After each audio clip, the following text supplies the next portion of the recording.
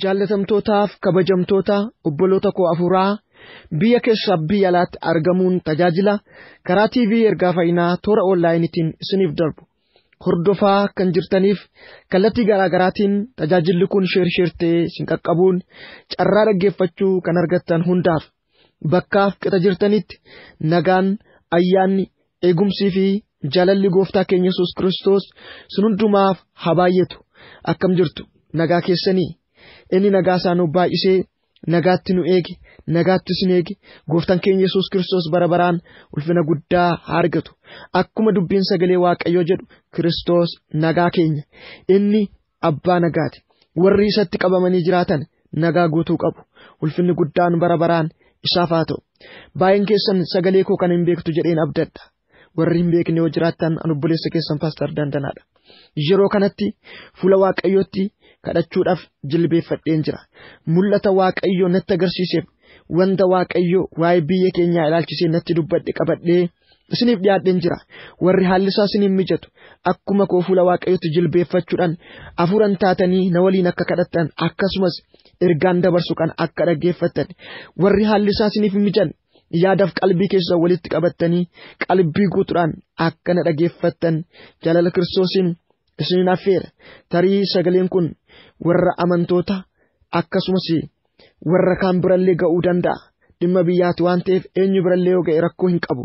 Haa ta'u malee namni quuqamni biyyaatti dhaga'u namni abbaa amaanummaansaa itti beekamu waa'een dhalootaa waa'een biyyaa waa'een sabaa itti dhaga'amu baduu namaa miidhamuu namaa akkasumas miidhamuu biyyaa warri hin jaallanne warri itti gaafatamummaan sitti dhaga'amu fuula Waaqayyootti laphee cabaadhaan xiyyeeffannootti kennuudhaan akka hordoftan fuula Waaqayyootti akka kadhattan waamicha guddaan isiniif godha.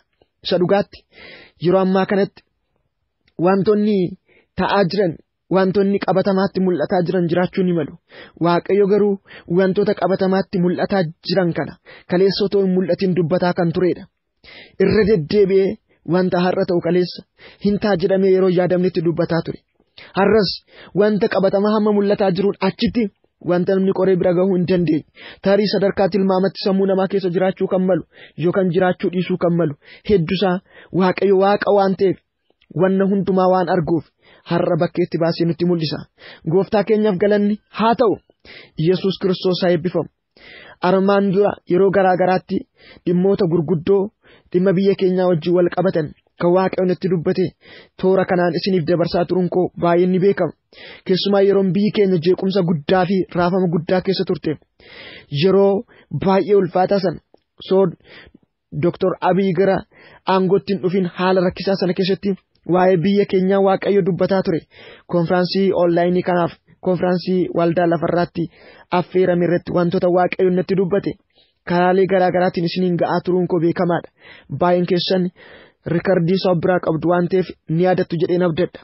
Erga Dr. Abiy gara aangootti dhufanis yeroo sanatti gammachuu yeroo burraaqni guddaan jiru keessatti waa'ee biyya keenyaa Waaqayyo natti dubbatee caamsaa keessa ergaa kana karaa Paaster Dandanaa jedhuun toora FB'tiin akkasumas karaa TV ergaa fayyinaatiin konfiraansii waldaan yeroo hundumaa Waaqayyotti gammaduu jedhu irrattis ergaa kana dubbadhee darbuun koo ni yaadatama.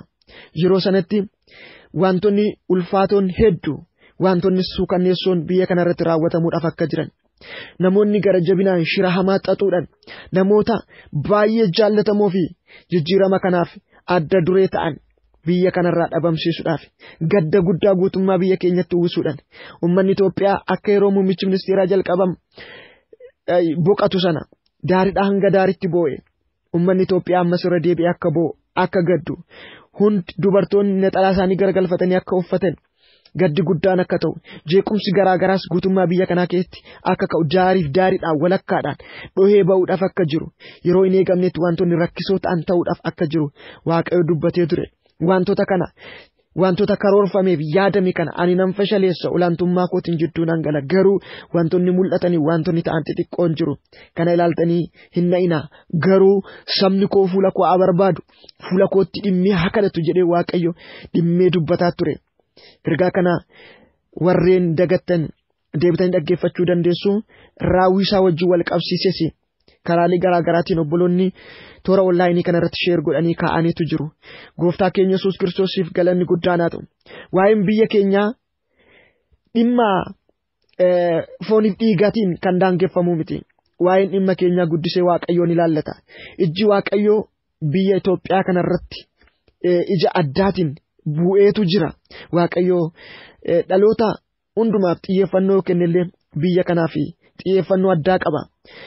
Biyya garraamummaa lammiin yookaan sabni dhugaa dheebotuu fi dhugaaf jiraachuu barbaadu.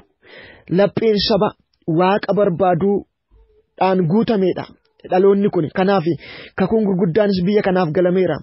Waaqayyo gooftaan maccaa karaa biyya kanaatiin karaa dhaloota biyya kana keessa jiraataniin addunyaa kanallee jijjiiruu akka yaadu karaalee garaa garaatiin dhageenyirra. Dubbii sagalee Waaqayyo irratti caafamee wanti jiru jira. Abboota keenya warreen Waaqayyo ija isaanii hafuuraa banee yeroolee garaa garaatti waa'ee ol kaafamuu biyya keenyaaf dubbataa tureera. Karaa akka luba bal'inaa sarkaatiin wantoonni gurguddoon hedduu dubbatamaniiru waa'een biyya keenya. Karaa garboota Waaqayyoo hedduutiinis dubbatamaniiru. Kanaaf Waaqayyo biyya kanaaf xiyyeeffannoo guddaa kennee akka jirudha kan nuti hubannu. Yeroo yaadni hamminaa biyya kanarratti yaadamu, yeroo humni ammeenyaa ka'ee nageenya biyya kanaa booressuudhaaf namoota jijjiirama biyya kanaa Waaqayyo fu'ate daangessuudhaaf akkasumas du'a akka malee balaa akka malee diigamsaaf jeequmsa labsuuf uumuudhaaf socho'u garaan Waaqayyoo hin callisu. Iji Waaqayyoos argee gabin jedhu Waaqayyoon hojjeta. Yeroo tokko iddoo barbaachaatti icciitii dhokataadhaan jiru saaxiluudhaan iddoo kaanitti immoo ifaan ifatti hojii hamminaa diiguudhaan Waaqayyo hojjetaa jira. Galanni Waaqayyoof haa ta'u. Tarii yeroo ammaa kanatti Waaqayyo waan hundumaa hojjeteera. Nagaan dhufeera. Warra barbaannu isa barbaannu arganneera jettanii baay'een keessan gammachuudhaan guutamtaniitu jirtu ta'a. Akkuma kana wantoota tokko wantoota mul'atu tokko irraa kaatanii Waaqayyoon illee kadhataa kan jirtan jiraachuu ni maltu. Eeyyan egaa kaleessa otoo homtuu hin jirre haala qabatamaa mul'atu tokko illee otoo hin jirre Waaqayyo wanta har'a ta'u dubbataa akkuma ture. Har'as wanta mul'atuu fi wanta hin mul'anneen achitti Waaqayyo waan argu qaba. Kanaaf dhimma biyya keenyaa sireesiidhaan akka kadhattan waamicha guddaan isiniif godha. Yesuus Kiristoos maqaan isaa kan ulfaate haa ta'u. Kanas kan hin godhuuf wanta Waaqayyo natti mul'iserraa kan ka'edha. Ammallee Waaqayyo waa'ee biyya keenyaa ilaalchisee wantoota gurguddaa natti agarsiisaa jira.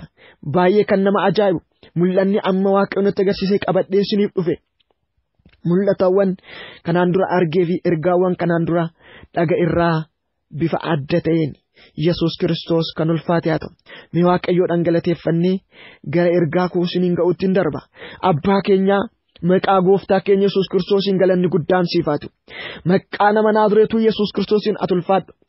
Raba gadi dibigaa seekireelee bediyaas maqaa nama Naazreetuu Yesuusiin ulfinni guddaan siif haa ta'u. Ati olchaa keenya, ati of kalchaa keenya, ati gargaaraa keenya, hirkoo keenya, dahoo keenya kan akka keessallee hin jiru. Kanaaf guddaa maqaa kee ol qabna, kabaja siif laanna, si ulfeessinaa ulfaadhu. Otoo ati nun eegne Waaqayyo har'a hin geenyu ture. Waaqayyo magaalaa hin eegu yoo ta'e eegdonni akkasumaan dhama'u jedhamee dubbii kee irratti akkuma caafame.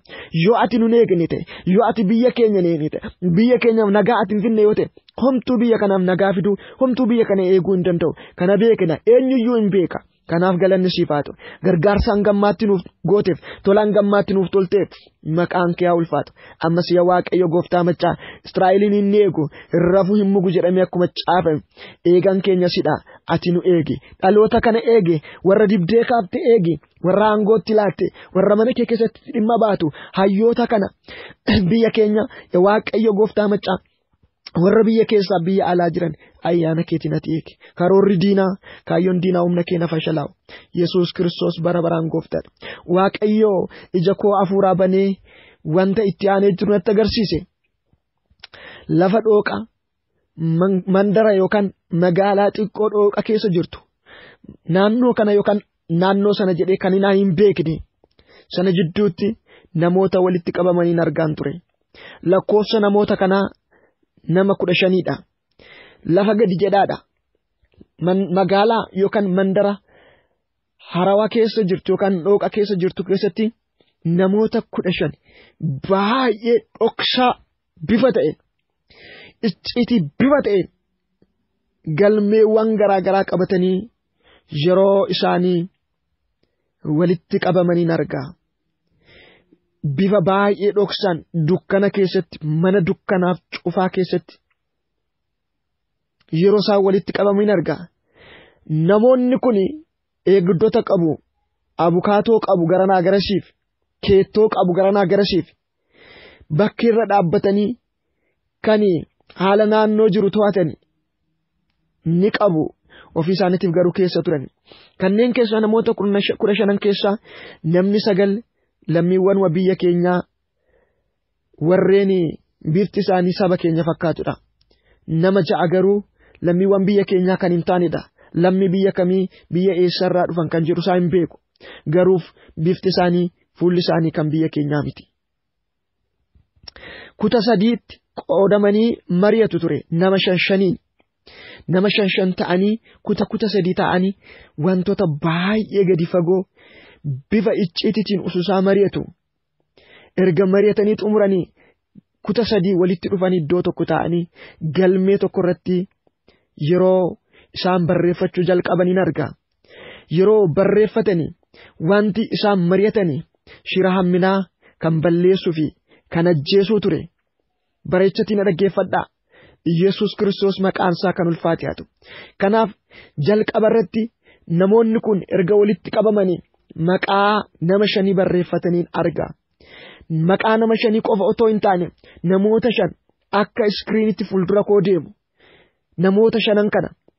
Namoota kana jidduutti argaa. Ajandaa guddaaf ijoo warra walitti qabaman kanaaf kan ta'an namoota 5 isaan jidduutti mariidhaaf kan ta'e otoo hin taane warra irratti mari'atamanii fi warra irratti damni yaadamu fuuldura kootti nan argaa. Marii isaanii jidduutti Dr. Abiyyiin akkasumas Abbaa Gadaa Bayyanaa Sanbatoon, Jawaar Muhammadiin akkasumas Dr. Kabajaa Lammaa Magarsaa fi namni inni 5ffaan maqaa isaa hin beeku. Bifa isaa malee haa ta'u malee ajajaa humna waraanaa olaanaa keessaa tokko kan ta'edha. Namni kun ajajaa humna waraanaa olaanaa keessaa yookaan aangoo humna waraanaa irratti kan qabu olaanaa keessadha. Maqaa nama kanaa hin beeku. Bifa isaa kanneen kun 5 fuuldura koo dhufanii yeroo darbaniin argaa. Ajandaan guddaan inni ijoon kanneen namootaan kana 5niiti. Karoora yeroo gabaabaa fi karoora yeroo dheeraa jedhanii bakka lamatti qabataniitu jiru. Karoora yeroo gabaabaa isa jedhu keetti namoota kana 5 argaa. Namoota 5 kana irratti bifa baay'ee dhoksaa ta'een wal xaxaa ta'een karaalee hanga ammaatti yaalamee godhamee hin beekneen beekumsaan kan malaan kan daangeffameen bifa baay'ee qaroomeen namoota kana irratti ijjannoo fudhachuuf yeroo isaan mari'atan argaa. Deles Proda Kimora Vidibigas Proda Shidibigas Lavinda Penias Sota Vandorias hanga ammaatti karaalee yaalamee hin beekamne bifa baay'ee qaroomaa ta'een tarkaanfiin hamaa tarkaanfiin badaan fudhatamuuf yeroo mari'atamuun argaa. Tarkaanfiin kanneen 5 kana irratti fudhatamu gosa 2. Kaan isaanii tarkaanfii ajjeechaa, kaan isaanii sammuu irratti tarkaanfii dhiibbaa uumu. Otoo lubbuun jiru tajaajilaa fi hojiidhaan haala wanta taasisu bifa baay'ee gadi fagoo ta'een gochuudhaaf akka yaadame Waaqayyoon natti hime. Mariin isaanii ajandaan isaanii namoota 5 kana irratti kana naan jedhe Waaqayyo mul'ata kan argeen booddee. Vatirodi Bogosta Vrandi Shalabadi Dibigat.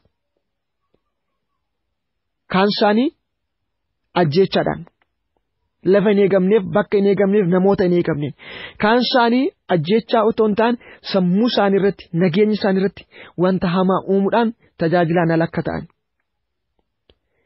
Kunneen kun kaayyoof karoora yeroo gabaabaa raawwatamuudhaaf itti walii galame akka ta'edha.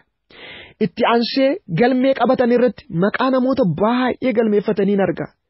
Ijjannoo lammataa jedhanii. Achirratti maqaa hayyoota keenyaa, maqaa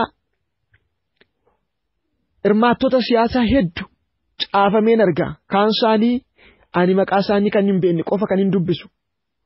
Kaan isaanii warreen beekudha. Namoonni baay'een achirratti maqaa isaanii barraa'een argaa. Sadarkaa lammaffaatti warreen jedhamanii qabamanidha. Warreen kana sammuu dhahuudhaaf hamilee buusuudhaaf karaa ittiin hojjetamuu danda'u irratti mala yeroo malaniin argaa. Lascendo vigloba rashidi bigo se pronda bigaboya. Mul'ata kan ergan argeen booddee afurri Waaqayyo akkasnaan jedhe. Waaqayyo akkasnaan jedhe.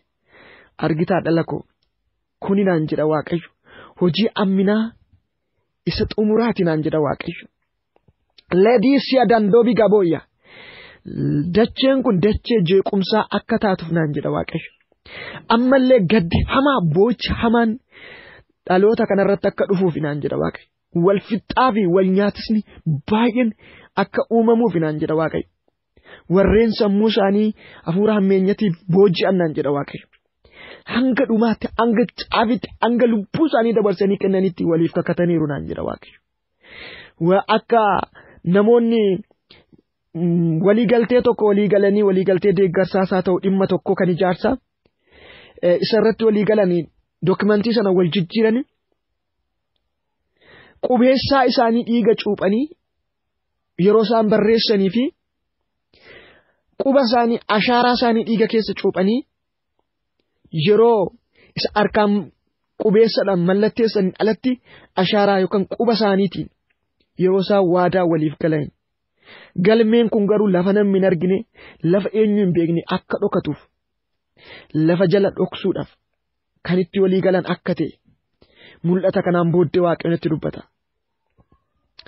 Badanii balleessuu isa xumuraa humni gara jabina hamminaatiin gara jabina cimaatiin humni jallinaan ba'anii karoorfatanii ba'anii jiru naan jedha Waaqayyo. Valadidi Bigaas hojii manaa waggaa 100 dhaloota kanaaf kennuudhaaf hidhatanii ba'anii jiru naan jedha Waaqayyo. Radana Maglodius ijoolleen koo garuu sabni koo baay'een nagaadha wanti hundumtuu sirriidha isa jedhu wantoota irra keessaa qofa ilaalu garuu naan jedha Waaqayyo. Xissisni hamaan bukoon hamaan bukaa'eetu jira naan jedha Waaqayyo. Eleverenda Eglobidi Bigaas kanaaf naan jedha tarkaanfii fudhachuudhaaf sochii isa xumuraa jalqabaatu jiru naan jedha Waaqayyo. Kanaaf naan jedha Delevisa Kopa ani Waaqayyo naan jedha akka waaqummaa kootitti hojii amminaa kana diiguudhaaf ani karaa mataa koo nan socho'a. Ijoolleen koo sabni koo warri na dhaga'an garuu fuula koo barbaaddatan.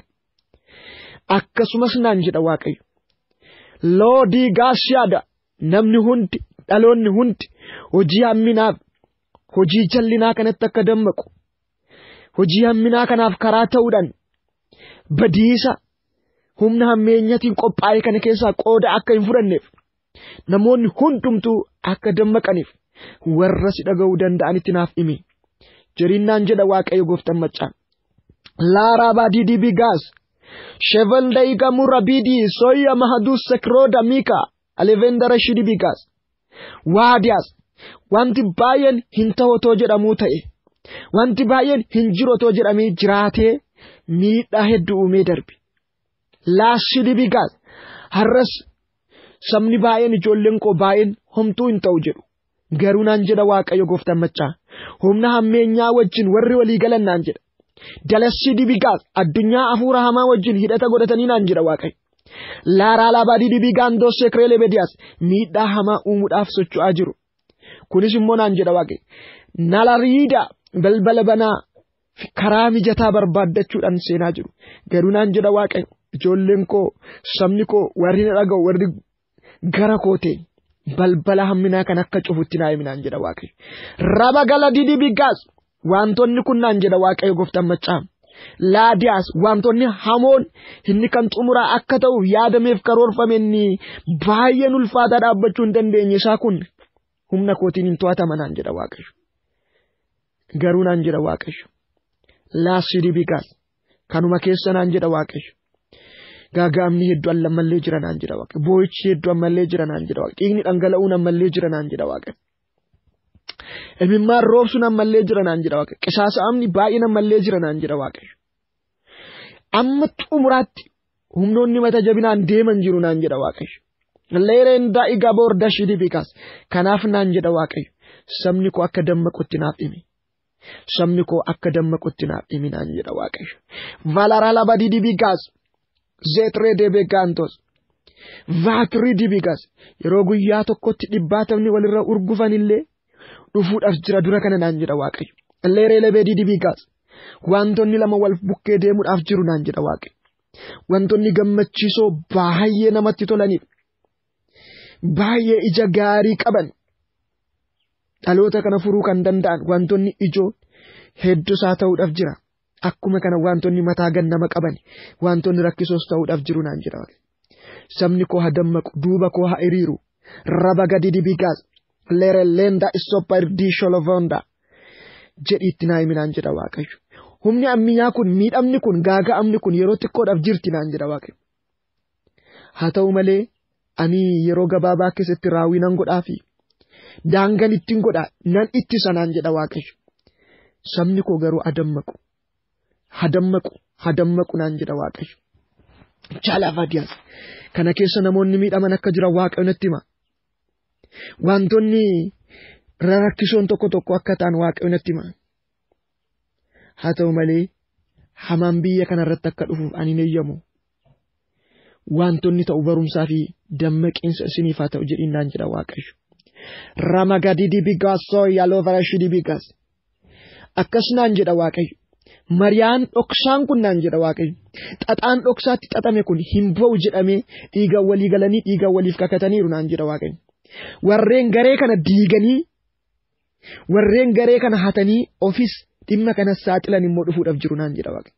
Dhimmi kun naan jedha hin saaxilama naan jedha Waaqayyo. Shalevediyaas mallattoo akkasiniif ta'uuf naan jedha Waaqayyo. Dhimmi kun hin saaxilama naan jedha. Dhokatee hin hafu naan jedha Waaqayyo gooftaan macca. Valarala baduudha bagandoos sekreelebediyaas. Miidhaan xiqqoon uumamtee miidhaan inni hamaan sun garuu otoo hin uumamin walakkaatti hin saaxilama. Odeeffannoon kun isaanuma jidduudhaaf hin ba'a. Yaaliin kunis otoo hojiitti hin jijjiiramin carraaqqii muraasatti dhohee akka ba'u hin godhama. Ani nan saaxila nan dhoosa naan jedha Waaqayyo. Garuu duuba koo hiriira. Eveler dashidi bigas. Ma evel da'i magaturia denime gaasiya la bordolo mondas. Akkas jedhiin naan jedha Waaqayyo. Kottaa yaa uummata Itoophiyaa, kottaa yaa saba Oromoo, kottaa yaa ijoollee Waaqayyoo qulqulloota fuula Waaqayyootti kadhadhaa. Waa'ee gaggeessitoota amma maqaa isaanii dhahee, waa'ee ayyoota, waa'ee abbootii amantaa, leedaasii kapoor dashidi bigas. Waa'ee gurguddootaa, waa'ee xixiqqootaa fuula Waaqayyootti bu'a. Abbootii amantaa irratti illee tarkaanfiin jajjabaa wayii fudhatamuudhaaf jira. Yaaliin amantaa fi amantaa walitti buusuu bifa addaatiin haareffamee kaasuun karoora ajandaa kana keessa jiru keessa tokkodha. Dammaqaa jedhiin naan jedha Waaqayyo.